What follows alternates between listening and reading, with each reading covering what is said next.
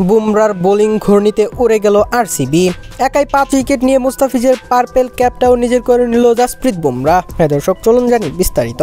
এদিন আরসিবির বিপক্ষে মাঠে নেমেছিল মুম্বাই ইন্ডিয়ান্স। এই ম্যাচে আগে টসে জিতে বোলিংয়ের সিদ্ধান্ত নিয়েছিল মুম্বাই ইন্ডিয়ান্স। টসে ব্যাট করতে নেমে রীতিমতো ব্যাটিং বিপর্যয়ে পড়ে রয়্যাল চ্যালেঞ্জার্স বেঙ্গালুরু। কেননা জাসপ্রীত বুমরার আগুন ঝরা সব ইয়র্কারে রীতিমতো দিশাহারা হয়েছে বেঙ্গালুরুর ব্যাটাররা। শুরুটা করেছেন বিরাট কোহলিকে দিয়েই। তৃতীয় ওভারে তৃতীয় বলে ঈশান কিষানের কাছে ক্যাচ দেন তিনি। ফলে 9 বল থেকে 3 রান করে বুমরার সুইংয়ে পরাস্ত হয়ে যায় বিরাট কোহলি। এরপর দলীয় অধিনায়ক ফাফ ডু প্লেসিকেও আউট করেন 61 রানে। ফাফ ডু প্লেসিকে আউট করার পরের বলেই মাহিপাল লামরুরকে এলবিডব্লিউর ফাঁদে ফেলেন তিনি। এরপর 19তম ওভারের 3 এবং 4 নম্বর বলে সৌরভ এবং বিজয় কুমারকেও আউট করেন জাসপ্রীত বুমরা। এতই দুর্দান্ত বোলিং করেছে যে বুমরা রীতিমতো অবাক হয়েছে পুরো ক্রিকেট বিশ্ব।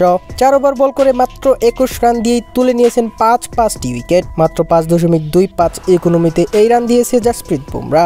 এই 5 উইকেট নেওয়ার ফলে আসরে এখন পর্যন্ত সর্বোচ্চ উইকেট শিকারী তিনি।